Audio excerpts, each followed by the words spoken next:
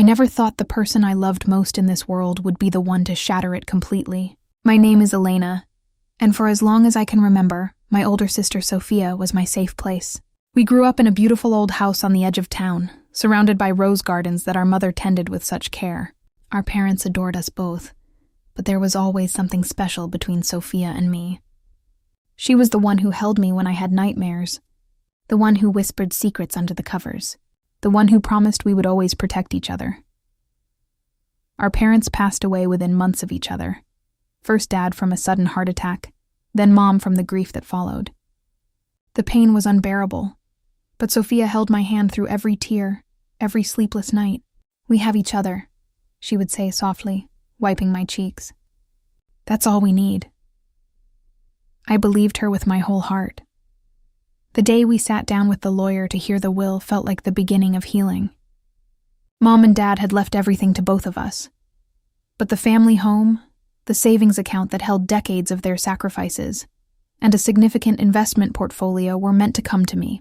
They knew I had dreams of turning the house into a small bed and breakfast, a place where people could find peace the way our family once had. Sophia received generous gifts too, enough to live comfortably, but the core of our parents' legacy was placed in my hands. I remember squeezing her hand under the table, tears in my eyes, thinking how we would honor them together. But what I didn't know that day was that the warm smile on Sophia's face hid something cold and calculated. She hugged me tightly as we left the lawyer's office, whispering, "This is our new beginning, little sister." I had no idea those words were the beginning of the end. Weeks passed in a blur of mourning and paperwork. Sophia offered to handle most of the legal details. "You're still too fragile," she said gently. "Let me take care of you for once." I was grateful. Exhausted from grief, I signed whatever she placed in front of me, trusting her completely. She even moved back into the family home temporarily to help sort things out. We cooked meals together like old times, laughed through old photo albums, and talked about the future. I felt safe. I felt loved. Until the phone call came that changed everything. It started with a simple question from the bank. "Ms. Elena, we're seeing some unusual activity on the inheritance account. Can you confirm these transfers?" My stomach dropped as I stared at the statement Sophia had conveniently filed away for me. Thousands upon thousands, almost everything, had been moved. When I confronted her that evening in the kitchen where we used to share hot chocolate as children, her face barely changed. "Elena, you're misunderstanding," she said calmly, stirring her tea. "I was just protecting our money. You know how impulsive you can be." But the documents didn't lie. She had forged signatures. She had changed account details. She had even convinced the lawyer that I was too emotionally unstable to manage the estate, using private conversations I had shared with her in my darkest moments against me. By the time I realized what was happening, the house was in the process of being transferred, the investments liquidated, and my dreams reduced to dust. I stood there shaking, as the sister I had idolized looked at me with something close to pity. "You were always the favorite," she said quietly. "Mom and Dad gave you everything. It was my turn." Her words cut deeper than any knife. All those years of closeness, all those promises, they had been a long, patient game. She had waited until our parents were gone, when I was at my most vulnerable, and struck. The next months destroyed me. I lost the house. I lost the financial security my parents had worked so hard to build. Friends who had known us both slowly drifted away after Sophia spread quiet stories about my instability. I moved into a tiny apartment on the outskirts of town, working 2 jobs just to survive. Nights were the hardest.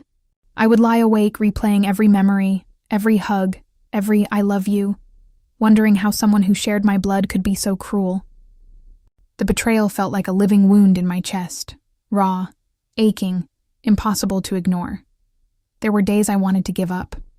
Days I cried so hard I couldn't breathe. But slowly something inside me began to shift. The pain that had broken me started to reshape me. I stopped waiting for Sophia to feel guilty. I stopped hoping for an apology that would never come. Instead, I began gathering proof. Every email, every bank record, every conversation I had quietly recorded when doubt first crept in. I spoke to the original lawyer. I hired someone who actually cared about justice. The heartbreak didn't disappear, but it transformed into something quieter, stronger. I realized I had been carrying her weight for too long. For the first time in my life, I chose myself. Karma doesn't always arrive with thunder and lightning. Sometimes it comes in the form of quiet, undeniable truth. It took nearly a year, but the evidence finally spoke.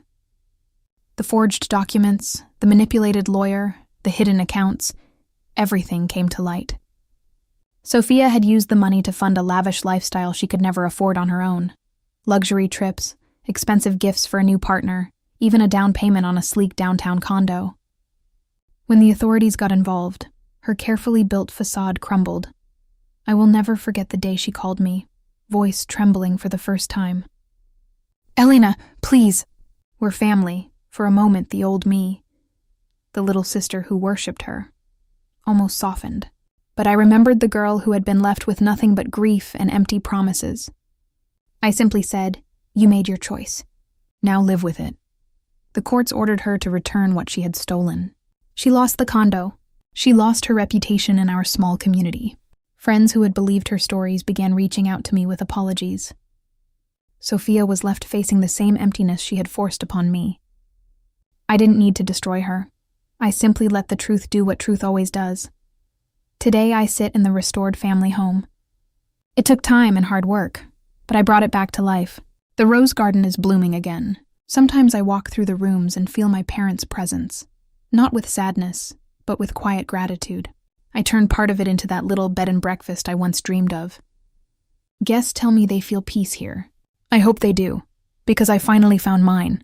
Sophia and I haven't spoken in over 2 years. I don't hate her anymore. That pain taught me something precious. Family is not just blood. It's trust. It's love that doesn't keep score. And sometimes the greatest revenge isn't destroying someone else. It's refusing to let their betrayal destroy you.